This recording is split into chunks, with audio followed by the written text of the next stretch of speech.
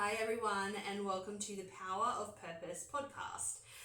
Today the roles are reversed. My name is Leanne, and I will be doing an interview with the lovely Daniela Gray, and we'll be talking about what her purpose is, and just chatting about how she came up and she was inspired with creating this podcast series. So stay tuned for an interview with me next time, but today we're talking to Daniela. Hi Daniela. Hello, good morning Leanne, how are you? I'm great, how are you? I'm fantastic, this is so exciting. You're usually asking the questions, and today you have to answer the questions. This is really fun actually. So tell us about yourself. What have you been doing as a majority for the last 5 years? Okay, so I'm a teacher, I'm a singer, I write my own songs, I'm a parent. I've started a new book called The Power of Purpose, and Simon Sinek's really inspired me to finally write my own book, just to encourage people to be the best versions of themselves. I really want people to find their passion in life, whether it's being a singer, a teacher, a public speaker, serving in their own restaurant. As long as they wake up with that sense of purpose because they're passionate about something, they're going to stay intrinsically motivated. They're going to want to keep doing what they're doing. So with passion comes purpose. Absolutely. And it is, some people just know what that is, kind of they're born with it, and some people it takes them, until they're in the 90s to be able to work out what actually their purpose is and what makes them passionate. So I guess, this is not on the list of questions to ask, but how do you, if someone came to you and said, I don't know what my passion is, like, how do I find out? What would your advice be to them? So I get asked this question a lot with my seniors, and I always generally say, what are 5 things that you love? Whether you're at home or you're at school, what are your 5 favourite things or subjects? And with that, you make a short list that comes out of those subjects, and you figure out, well, I might like agriculture because I love working with animals, or maybe I want to be a vet nurse, or maybe I actually want to be a vet. So it depends on how far someone is willing to go, and where they want to take their education to the next level. So obviously, being a teacher, and I've been to university twice, I will always encourage people to go all the way and motivate them, and just call me anytime you need, email me as much as you want, ask me as many questions, just so that your motivation stays up here. So my goal as a leader is to always inspire people, is to always encourage people, and I believe in every single person that walks through the door when I teach in the classroom, that they all have the potential to succeed. Yeah, awesome. And talk to me about, we're getting into the real nitty-gritty questions already, talk to me about making money from that, because I guess there's a few schools of thought, and I think if your purpose is something very creative, there can be a level of, if you are trying to pay your bills with that creative purpose, it can change it, and it can be very stressful to have to pay the bills with your creative purpose. And it might, like, your purpose might be to work in a factory, and that's absolutely fine and great. And if that's what gets you out of the bed in the morning, awesome. It's kind of like comes hand in hand with making money. But I think creative purposes especially, can you talk to me about what you think about that? Like, do you think that everyone should be able to make money out of their purpose, or not necessarily? Tell me about that. Well, it is very tricky to make money straight away from your creative sense of purpose. As you know, being a teacher full-time, it's all about lesson planning, marking and assessment. And so ultimately that full-time job pays the bills, right? Now on the side, and this is the thing, on the side, you then think, well, I've got some time, I need an outlet, I need some creative form of expression to make myself feel soulful and that I have a purpose. Yeah. This is when you start writing, whether it's in the form of a podcast or a song or a book. So start creating when you're not at work.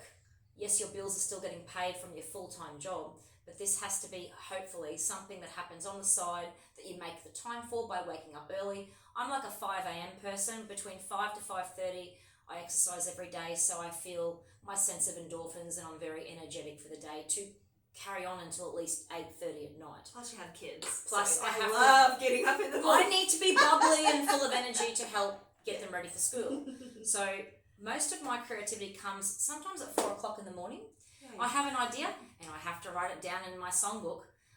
or I have to, tweak a presentation that I've made for school. Yeah. So it has to be done when you know something else can pay your bills. So I think it's a little bit naive to think, in most cases, like certainly there are exceptions, to think, well, I want to be a singer, so I'm not going to get a job, I'm just going to be a singer and expect that to just be able to sustain you, pay a mortgage from the start.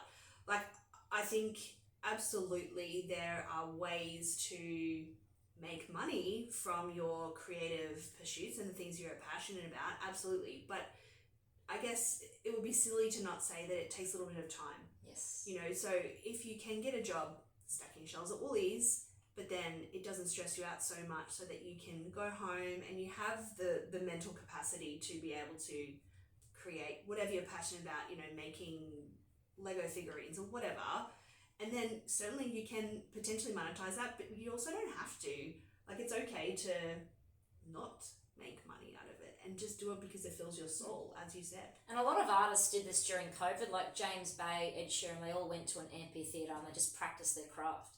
It's really important to practice what you're passionate about so you just get better at it. But I think passion comes with seeing the end goal. You don't expect to make money from it within 6 months. This is something that could take 5 years, 10 years, it could take 25 years. So with that, I'm going to help Leanne today with promoting her beautiful music called Whiskey on YouTube and with Google ads and things like that. And there's ways to set up campaigns, which I'd love to film and hopefully share with all of you guys, all my fans.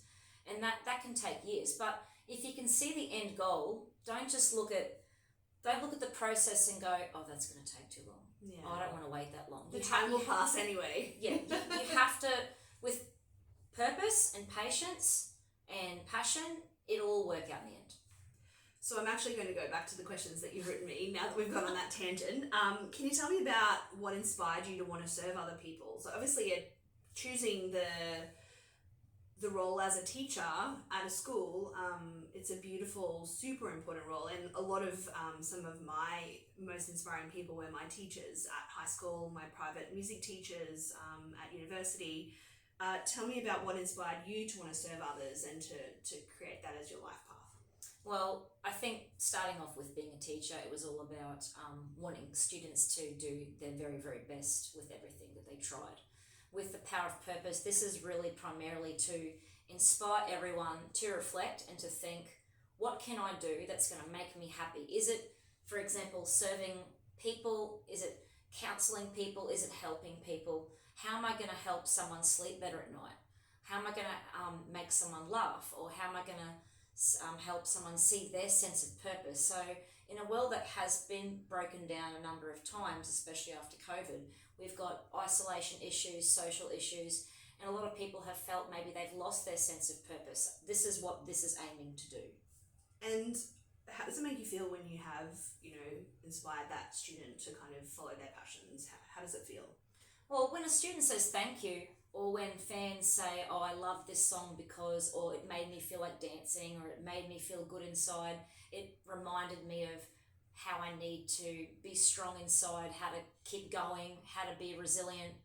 It makes me feel amazing, and I sleep better at night knowing that I've helped this person. What makes you want to keep going? What fuels your fire? What are your goals like the next 1 to 5 years? Okay, so starting off with exercise, so it gives me endorphins and lots of energy, and planning my whole day, having that rush of energy, so for every day that I do, and just thinking into the future and creating like a vision board. So the vision board's always in the kitchen, because I'm always in the kitchen, because as you know, I love cooking. We've said this before on a podcast. Kids eat a lot. I'm forever changing the kitchen. Yeah. So I have, 10 goals that work for my sense of purpose. I want to teach my fans what these 10 goals are to be able to achieve their purpose, and just always tweaking and editing and improving my book and all my songs. So tell me about your book. What is that about? So the Power of Purpose is primarily about encouraging everyone to reflect and see what their purpose is in life, so they can be inspired forever. Awesome. That sounds great. I'm keen to read that. It'll take time. Yeah. Tell me about your music, because you're a musician as well. Like, tell me about what sort of music you make. Tell me about that. Okay, so my goal before I started songwriting was to make sure I could write a song in lots of different kinds of genres. I know that sounds crazy, but Laurie actually helped me with Never Too Late for Love, and Nigel from Pegasus Studios helped me with I Need You Tonight and Forever, which is very dancey. And my first song was a country song, which was Look in the Mirror. And Look in the Mirror was really about encouraging people to believe in themselves no matter what their hardships were. So as you can see from my songs, I've now thought of, I want to make this book. From this book, I want to be able to help people. So it starts, songwriting is a vehicle that led me to the power of purpose. So I guess in a way, if people are unsure about what their purpose might be and what fills their bucket, if they just start creating something. Absolutely. And it might not be, you might not take music lessons as a kid or even a grown up with the thought of, well, I'm going to be a famous musician. It might just kind of start the creative process to then, fuel something else. And then you realize, well, you sing a song at a gig and you meet someone and they do this. And it's kind of this amazing life that can be created just from just starting to create something. And it doesn't have to be your goal to be, amazing at that thing, but just creating something, creating anything, that's kind of a great start for Absolutely. Some amazing things. Yes. So in saying that, is there ever a point that you kind of didn't feel like you could do it anymore, or you were kind of on the verge of giving up, you were getting a bit down about it? Well, having been through, a major, breakup and separation years and years ago, and that happened during COVID, I had to reassess all my goals and I needed solutions. So I had 3 ideas. Where do I need to get my job? Where do the kids need to go to daycare? Where are we going to live and things like that? If I can continue this sense of purpose and routine for my kids and they're settled, then I can slowly open space for you to be able to. It's all about being settled. When you're finally settled and you've made goals, and I've bought my house and all that now, I now have the time and the art of reflecting. Being in your own safe creative space to start writing when you feel settled and happy. It only happens when you're settled and happy. It takes time. It can take 5 years. It can take 4. It depends on the person. It depends on how much you're willing to push yourself, forgive yourself, and to move on, so you can become creative all over again.